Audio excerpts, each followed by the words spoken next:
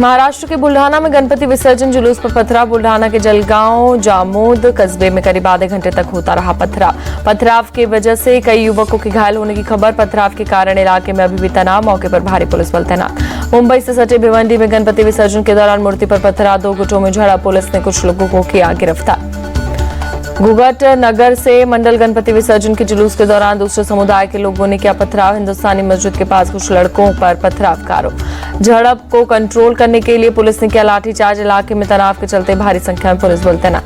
कर्नाटक के बेलगावी में गणेश विसर्जन जुलूस में झड़प, डांस के दौरान हुए झगड़े में हुई चाकूबाजी में 3 लोग घायल। दिल्ली में यमुना नदी में डूबने की वजह से 2 भाइयों की मौत। गणपति विसर्जन के दौरान हुई विशाल और ताशु की मौत, दोनों की उम्र 24 और 20 साल। मूर्ति विसर्जन के दौरान अचानक तेज बहाव में चलता हुआ हादसा, लोगों की कोशिशों के बावजूद दोनों को नहीं बचाया जा सका। जम्मू कश्मीर विधानसभा चुनाव के पहले चरण के लिए वोटिंग, मतदान केंद्रों पर लगी लोगों की लंबी कतार। पुलवामा के नायरा में सुबह से मतदाताओं में दिखने लगा उत्साह। वोटिंग शुरू होने से पहले ही बूथ पर लगी कतार। डोडा में मतदाताओं में गजब का उत्साह। मतदान शुरू होते ही घरों से निकले लोग, मतदान केंद्रों पर उमड़ी भीड़। जम्मू रीजन के 3 जिलों की 8 सीटों पर हो रही है वोटिंग, जबकि कश्मीर घाटी के 4 जिलों में 16 सीटों पर मतदान। इस फेज में 90 निर्दलीय समेत 219 उम्मीदवारों की किस्मत दांव पर। 23,27,000 मतदाता करेंगे अपने मताधिकार का इस्तेमाल। जम्मू कश्मीर की आवाम 10 साल बाद सीएम चुनने के लिए कर रही है मतदान। 2014 में आखिरी बार हुआ था विधानसभा चुनाव। जम्मू कश्मीर के किश्तवाड़ की बीजेपी प्रत्याशी शगुन परिहार ने की पूजा। साल 2018 में बीजेपी प्रत्याशी के पिता और चाचा की आतंकवादियों ने कर दी थी हत्या। शगुन परिहार ने अपनी जीत का दावा किया, कहा लोगों से मिल रहा प्यार और आशीर्वाद, बीजेपी बनाएगी जम्मू कश्मीर की सरकार। केंद्रीय गृह मंत्री अमित शाह ने जम्मू कश्मीर में बढ़ चढ़कर मतदान करने की अपील की। एक्स पोस्ट पर लिखा, पहले मतदान फिर जलपान। जम्मू कश्मीर बीजेपी के अध्यक्ष रविंदर रैना का फारूक अब्दुल्ला पर हमला, कहा उन्होंने देश के साथ गद्दारी के आतंकियों से रखते हैं हमदर्दी। बीजेपी नेता तरुण चुग बोले, आज हमारी वजह से मुफ्ती परिवार, अब्दुल्ला परिवार और गांधी परिवार सभी रोड पर घूमते हैं। पहले यहां पर ISIS को झंडे लगते थे। जम्मू कश्मीर के पूर्व डिप्टी सीएम कविंदर गुप्ता ने कहा, बीजेपी चुनावों में सबसे बड़ी पार्टी के रूप में होगी। डेमोक्रेटिक प्रगतिशील आजाद पार्टी के नेता गुलाम नबी आजाद ने फारूक अब्दुल्ला और महबूबा मुफ्ती पर कसा तंज, कहा हमारे अलावा सब A टीम। जम्मू कश्मीर चुनाव पर बोले बारामूला सांसद इंजीनियर रशीद, मुझे उम्मीद है कि लोग कश्मीर के दुश्मनों के खिलाफ वोट करेंगे। जम्मू कश्मीर चुनाव पर बोले कांग्रेस नेता अशोक गहलोत, माहौल खराब, कांग्रेस के पक्ष में प्रधानमंत्री खुद बौखलाकर बोल रहे हैं, बीजेपी को शिकस्त मिलेगी। जम्मू कश्मीर के बिजबोरा में पानी की किल्लत, लोगों की मांग है कि जीने के लिए साफ पानी चाहिए, नेताओं का आश्वासन नहीं। 19 सितंबर को श्रीनगर में चुनावी रैली करेंगे पीएम मोदी। 25 सितंबर को होने वाले दूसरे चरण के लिए मांगेंगे वोट। 26 सितंबर को सोनीपत में रैली करेंगे पीएम मोदी, हिसार में करेंगे प्रचार। हरियाणा चुनाव के लिए आज जारी होगा कांग्रेस का घोषणा पत्र और गारंटी। पार्टी अध्यक्ष मल्लिकार्जुन खड़गे की मौजूदगी में दिल्ली के कांग्रेस सदर मुख्यालय में होगा लॉन्च। हरियाणा विधानसभा चुनाव के लिए कल आएगा बीजेपी का संकल्प पत्र। रोहतक में कल सुबह 11 बजे जारी करेंगे जेपी नड्डा। चुनाव प्रचार में जुटे हरियाणा के सीएम नायब सिंह सैनी, कहा बीजेपी ने जो घोषणाएं की वो जमीन पर लागू की। सीएम नायब सिंह सैनी की पत्नी भी चुनाव प्रचार में उतरी, कहा किसान समेत हर समुदाय बीजेपी के साथ। 7वीं बार भी जनता का पूरा समर्थन मिल रहा है। अंबाला कैंट से बीजेपी उम्मीदवार अनिल विज का बयान। अनिल विज जोर शोर से प्रचार में जुटे, घर घर जाकर लोगों से कर रहे संपर्क। हरियाणा के रोहतक में दीपेंद्र हुड्डा की चुनावी रैली। दीपेंद्र हुड्डा ने बड़ी बहुमत के साथ कांग्रेस सरकार बनाने की ओर बढ़ रही है। राहुल गांधी पर बयान को लेकर रवनीत सिंह बिट्टू के खिलाफ दिल्ली हाईकोर्ट में जनहित याचिकाकर्ता का आरोप, बिट्टू ने राहुल के खिलाफ अपमानजनक भाषा का इस्तेमाल किया।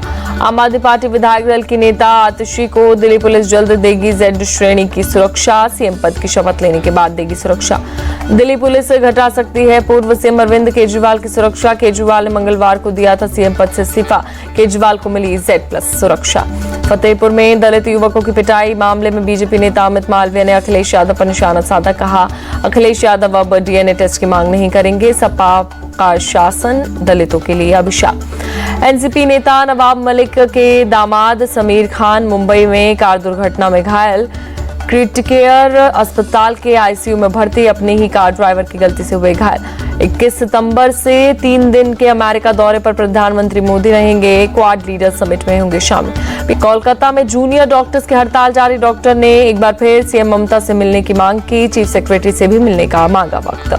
कोलकाता रेप मर्डर केस में सीबीआई की जांच जारी, सीबीआई की टीम मंगलवार को पीड़ित के घर पर पहुंची।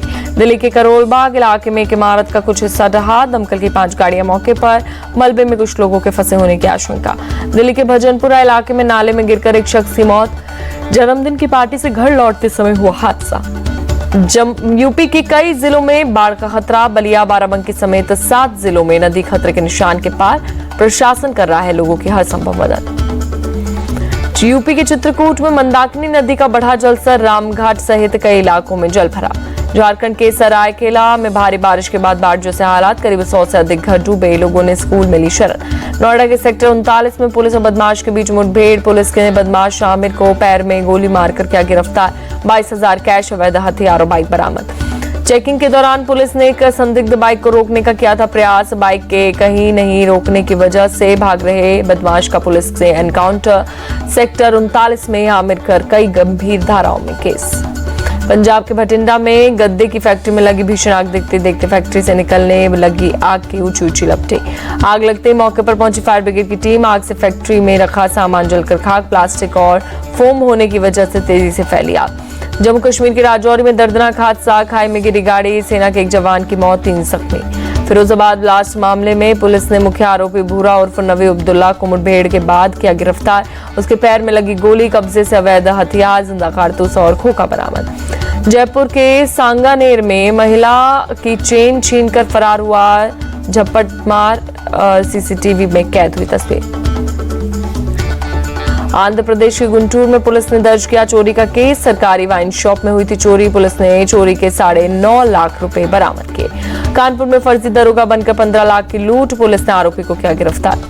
पंजाब की मोगा पुलिस की बड़ी कामयाबी, अंतरराज्यीय अवैध हथियार गिरोह का भांडाफोड़, 6 लोग गिरफ्तार। लखनऊ में विधायक निवास परिसर में मिला युवक का शव, मानसिक रूप से परेशान था युवक। कर्नाटक के कलबुर्गी में कल्याण कर्नाटका उत्सव का आयोजन, सीएम सिद्धरामैया ने किया कार्यक्रम का उद्घाटन। बेंगलुरु के इलेक्ट्रॉनिक सिटी के पास तेंदुआ देखा गया, पूरा इलाका हाई अलर्ट पर। मुंबई में गणपति विसर्जन के बाद समुद्र तट सफाई अभियान के लिए शामिल हुए deputy CM Devendra Fadnavis, Mumbai police commissioner Ayushmann Khurana भी रहे मौजूद।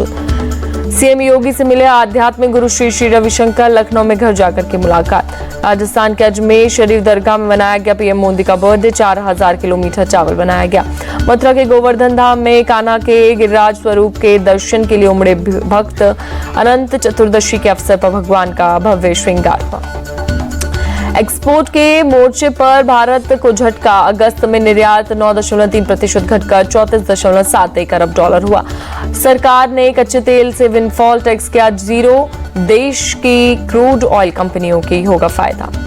भारत ने 5वीं बार एशियन चैंपियंस ट्रॉफी का खिताब जीता, फाइनल में चीन को 1-0 से हराया। जुगराज सिंह ने मैच का एकमात्र गोल किया, चीन की टीम 4 क्वार्टर के बाद भी गोल नहीं कर पाई। एशियन चैंपियंस ट्रॉफी टूर्नामेंट में भारत अजय रहा। एशियन चैंपियंस ट्रॉफी में पाकिस्तान ने किया चीन को सपोर्ट, चीनी झंडा लहराते नजर आए पाकिस्तानी प्लेयर्स। तीसरे